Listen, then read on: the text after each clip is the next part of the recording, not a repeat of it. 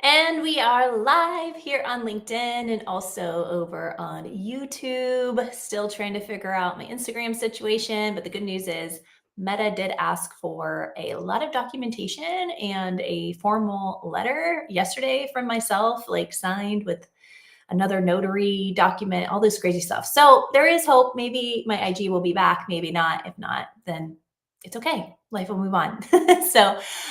Recording this live for Courageous and Free, the podcast. And this month, we are talking everything about momentum, specifically in your business, but a lot of this can be applied to life as well. When you're trying to build momentum with your health and vitality, your connection, your adventure, your relationships, it's all the same if you really think about it and take these principles into play. And we really do need to practice no as a complete sentence for those who are recovering people pleasers like me and recovering type A, recovering high achievers, high performers. Because at the end of the day, when we justify or over explain, it takes up space, it takes up time that we can never buy back. And it's actually delaying our progress and, most importantly, our momentum. So, one thing I want to bring up at the beginning here, because this is something that's been popping up over and over again with my clients, two clients specifically, just in the last 2 weeks.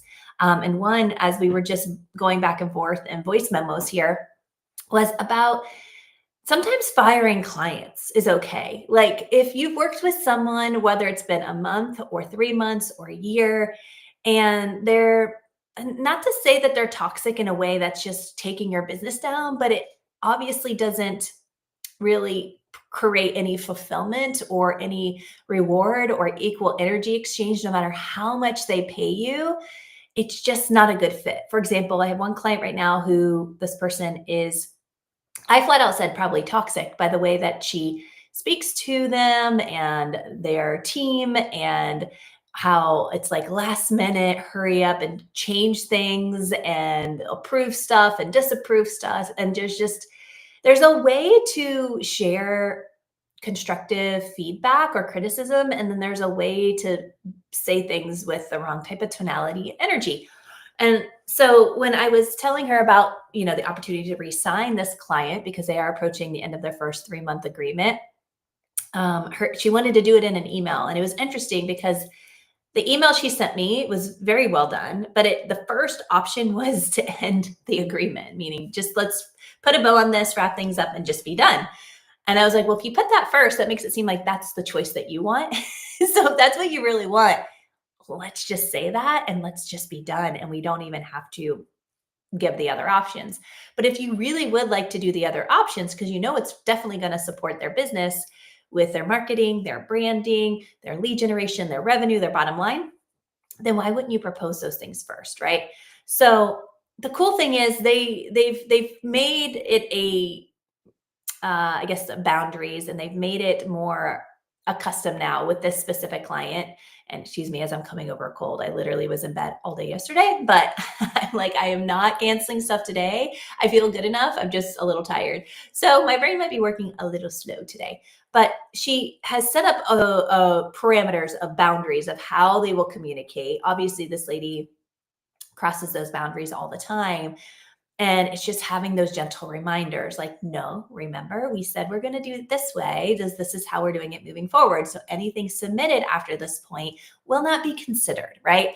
But beyond that, when we got to this conversation about the email, I was like, let's not send the email, right? I'm giving strategic advice of the structures that I do when I follow up with clients, or when it's time to move forward or end the relationship. That should be done over a phone conversation so that you can really continue to seek to understand what did they experience in the last 90 days might be completely different than what you experienced, even though you're showing all the KPIs showing success and wins. And you also want to see on that, were they tracking certain KPIs outside of what you could see behind the scenes with all of their social programs, their leads, their closing, all the things, right? And if they weren't, why weren't they? And if they did, were they stellar? And if so, why wouldn't they move forward, right? And if you really want to move forward with that client, offer the other two options first, or one option before saying the third, which would be we just commence and be done for now. So I say this wholeheartedly because it's okay to say no or to be complete with something that was a yes. And we don't just say yes to things. And this is hard for entrepreneurs in the solopreneur space that are just starting out with their brand new baby business. And they're the only one in their VA or their lead gen team running the show. And it's like, well, I won't have any sales unless I take this client. And that's what I had to also check with this client because she's already at $40,000 a month in revenue. Now, this was a healthy chunk of it, but it doesn't mean that there's other clients out there that she would love to serve that would appreciate her service and not berate her team and cross boundaries and bring in some toxicity, right? Or, like I said, this will strengthen her resiliency and say better boundaries, better conversation without justifying, without explaining, and just saying, this is how it goes. If it doesn't go, then we end the relationship. So I think it finally landed because when she was even sending the second email where it's like, hey, okay, let's hop on a call. You have a couple of ideas, or we can just be done. It was like, it sounds like you really just want to be done. I wouldn't even bring that up until we get on the call with the client. But it was also like re-triggering, like when she gets on calls with this client, she just takes over and just rips things apart left and right. And then when they go to just do the work for them and she's not involved or her team's not involved, things just get done and it's really, really good.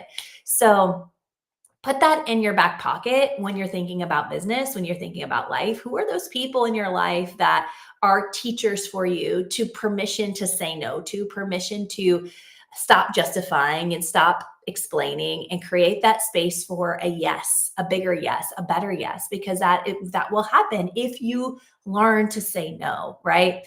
And again, people pleasing, over explaining will just slow down your business growth. And this is also in your personal life. How many people do you have in your life that, and I hate to say this, but that's not an equal energy exchange. This can be relatives, this could be friends, this could be people in your community, this could be your children's friends, and then you have association with the parents, right? But again, no need to over explain, no need to people please, just no is no and yes is yes, right?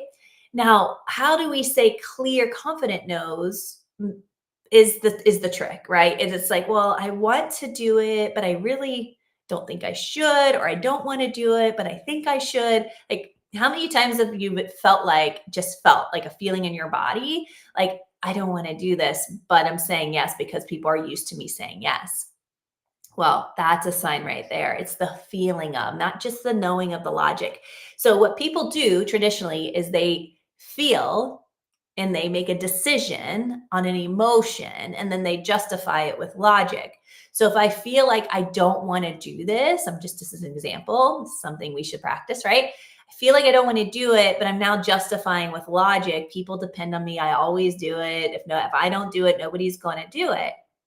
Okay, well, then you're probably going to talk yourself into something you don't want to do. And how many times are you going to do that until you say enough is enough?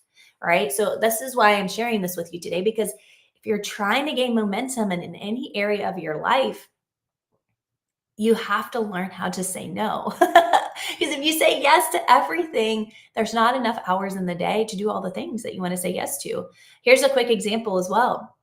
I have a lot of people that come to me that want to collaborate because they're like, wow, I'm really good at generating leads for my clients, or my clients are really good at generating leads. They're not very good at closing them. They're not very good at the follow up. They're not very good at positioning their offer. They're not really good at nurturing. Like, there's a whole bunch of things they're not really good at that I have over 20 years experience doing. And I'm really good at it. And I'm really good at helping people do that very quickly in a very short amount of time to where they don't need me anymore or another coach in this area, right? So they want to collaborate. They want me to do a masterclass with them, be on a summit, podcast, things like that. There are so many of those that I can do in a month, but like this coming month, I'm already planned for a summit and I'm a sponsor for that summit and I'm doing a masterclass as well. So it's like, I have to say no. I mean, I have to say no because it's in alignment to my vision. That's what I mean. I will not say yes to something that isn't going to fuel my vision. So I'm making decisions and living from my vision of my 2027 self or my 2028 self, right? So we're thinking into the future. I say 2027 because that was last year when my vision was for 2027. I always do like a 3 to 5 year vision. And then I just check myself, am I making decisions today that my future self will thank me for?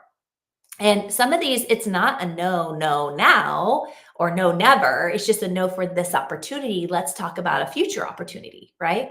Or maybe it is a no forever. Like this isn't just an alignment with me now. It's not an alignment for my future vision. I don't have to explain that to anybody. It's just no is no. Thank you so much. That sounds very exciting. That would just be a no for me. It's not a priority now. It's not a priority ever, right? Whatever that is for you.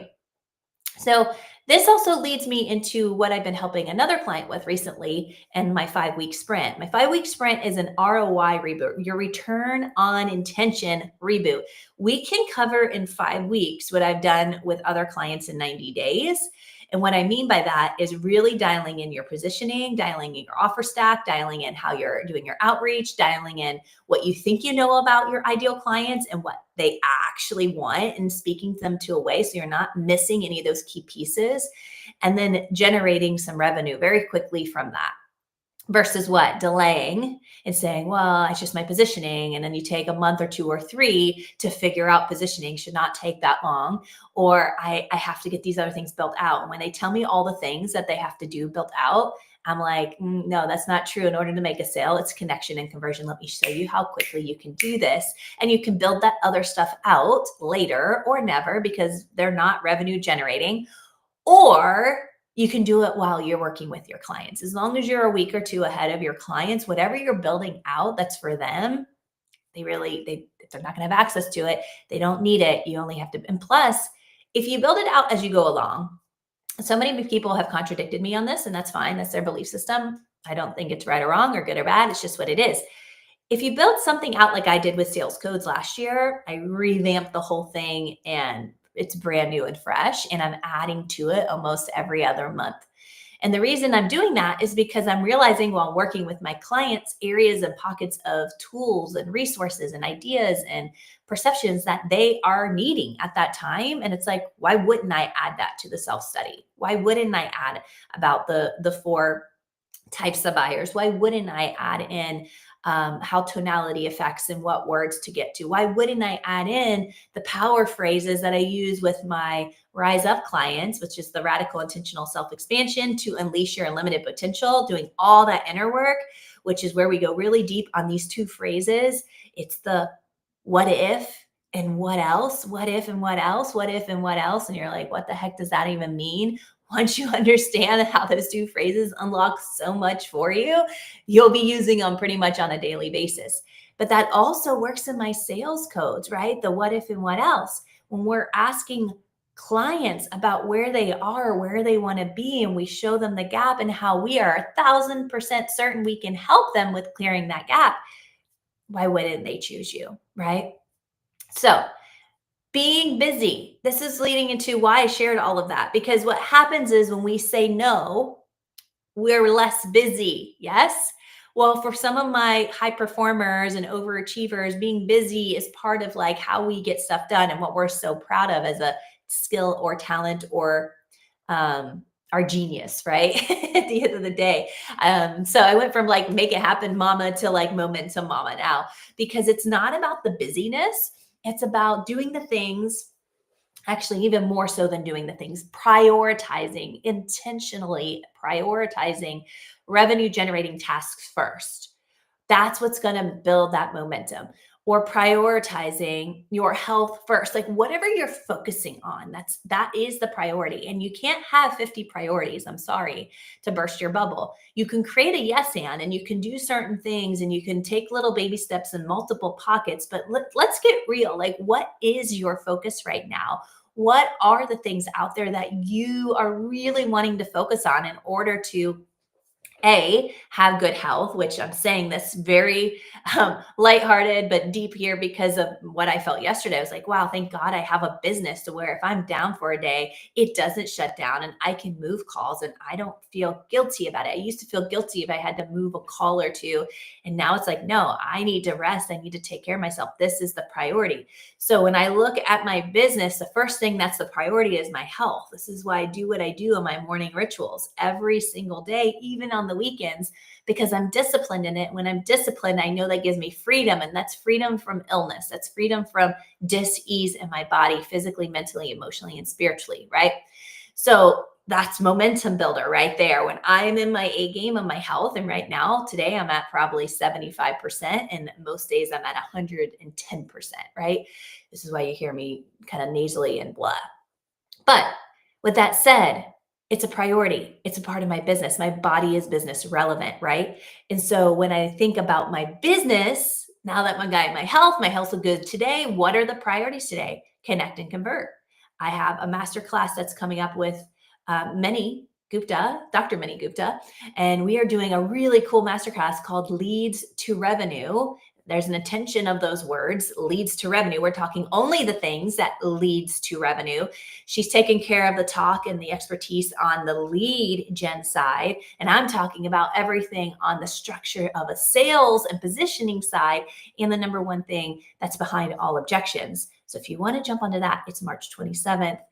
You can message me, or I can include a link here in the show notes. So that is coming up. And the reason I'm saying this, because again, I'm prioritizing revenue generating tasks first. So in my day, I do only revenue generating tasks first. Here's the catch though. Some of my revenue generating tasks are, for example, my sales momentum calls. So my sales momentum laser coaching calls are one-on-one calls. They're 30 minutes long.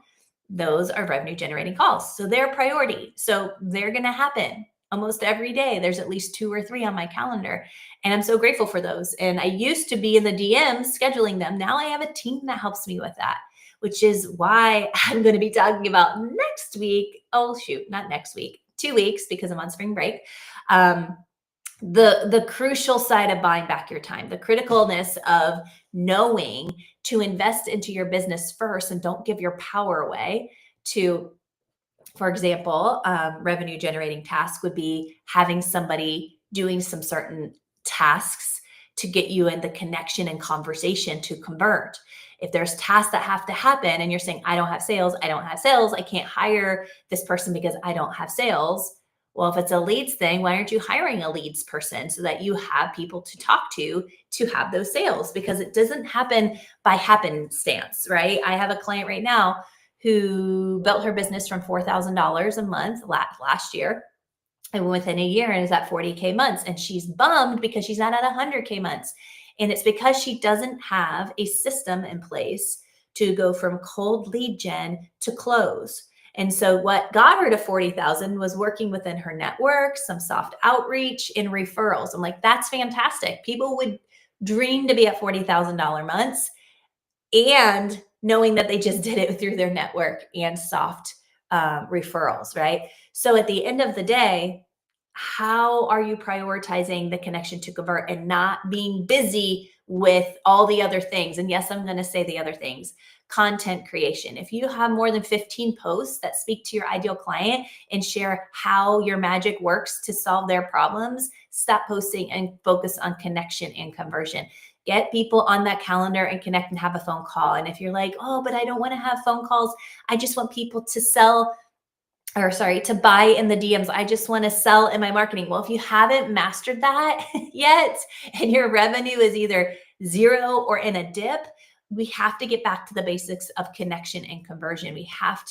That's the quickest way. When people say they don't want to do sales calls, I get it. There are days where, well, not really. I was like, there are days I don't want to do sales calls. There's days I don't want to do more than 5. 5 drain me if they're back to back, right? If they're spread out, 5 is still no big deal. But 5 sales calls will drain me. I just know, because I'm pouring so much into the conversation to seek to understand. Sales calls are the fastest way to build trust and to help someone say yes, or help someone say no and not regret it, right?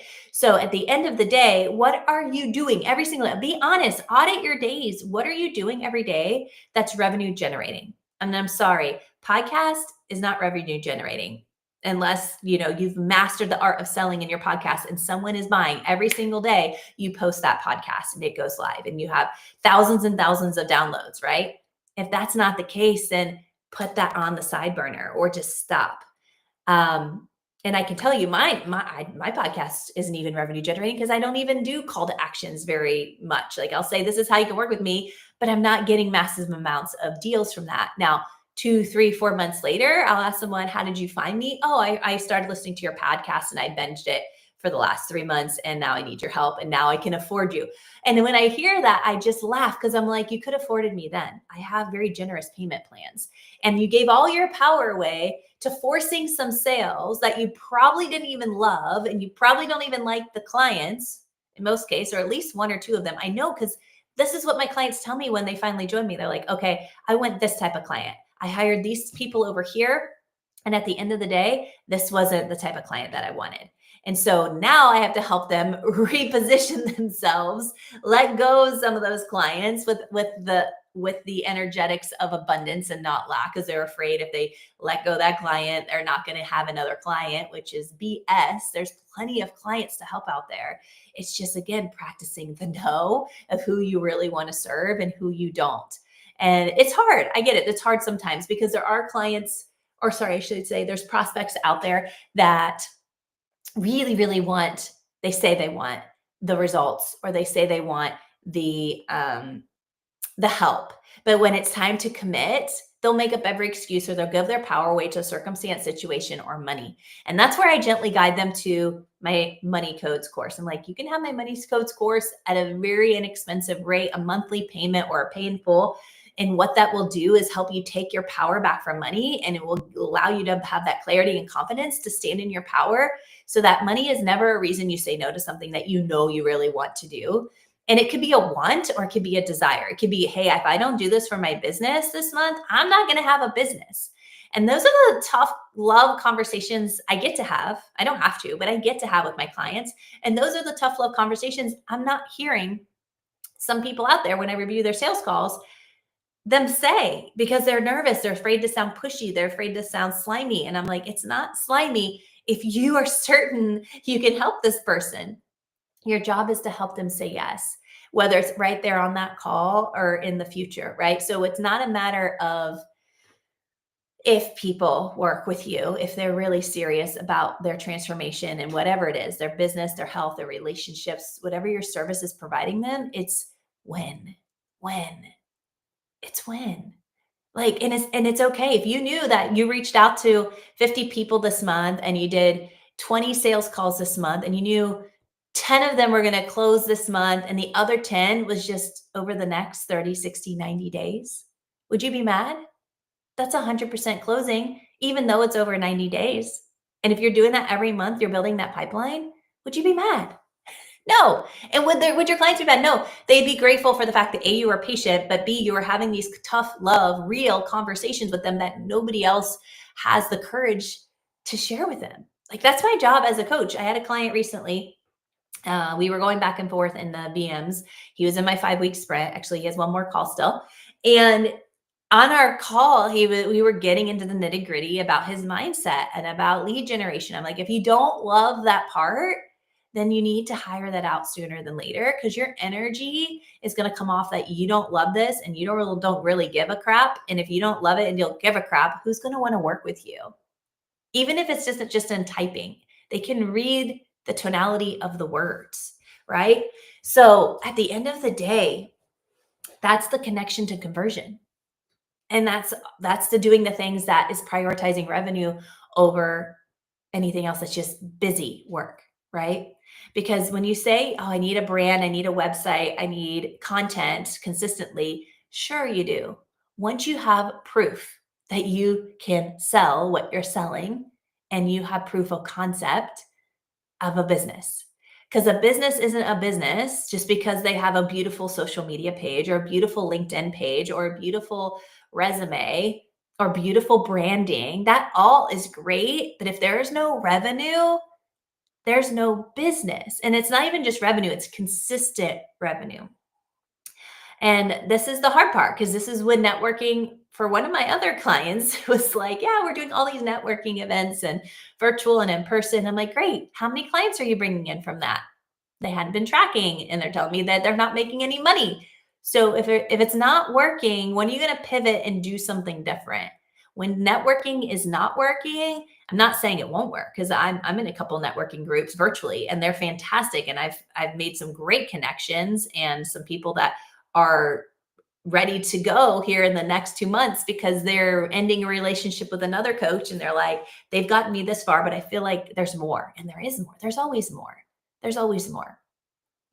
So when you're really ready to position yourself in a way that you're prioritizing your revenue generation over all the other busy work and ready to master that conversation or connection to conversation to conversion, I'm proof you can close deals daily without daily posting. And when you add intention behind the strategies of your connection, your conversion, and then going out to network, that's where your proper positioning can turn everything around. So I say all of this because no takes the pressure off. You know me, everything I teach is a pressure free zone because if we have pressure doing any of this, pressure in saying no, pressure in setting boundaries, pressure in only doing the revenue generating, if there's any pressure, that's going to be the same energy required to maintain and sustain, which will be pressure. Pressure will lead to burnout. I know this because I've done it twice. Um, well, thankfully it was only twice, right? Hopefully it'll only be twice that I've ever burned out because I'm very intentional in not doing the things that feel pressury. And then therefore it doesn't feel pressury to those that I'm speaking with as well.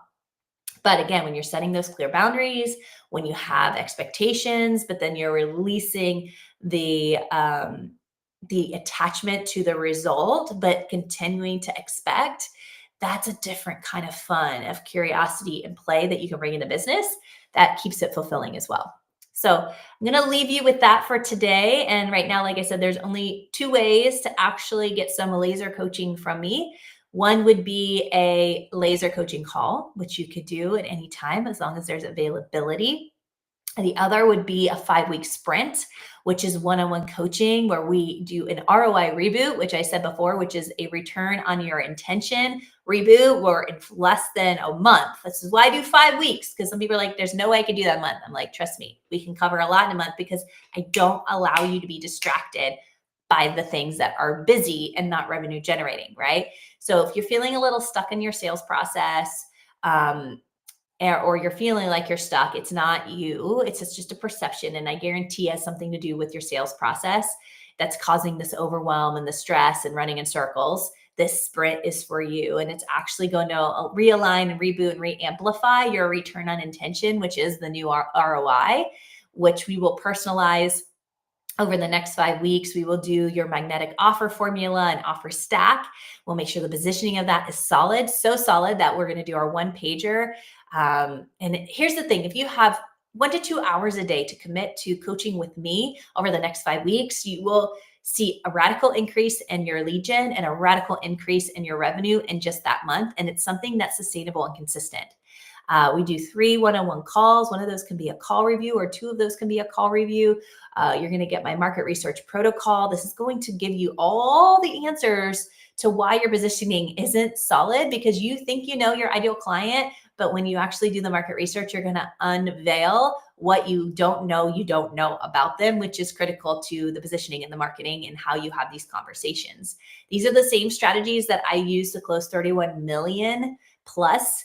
And you'll actually get a bunch of added bonuses. You'll get access to all of Sales Code self-study for 60 days, Money Code self-study for 60 days as well. And then there's a couple other things I've added. So I do have 3 more spots this month open for the 5-week sprint.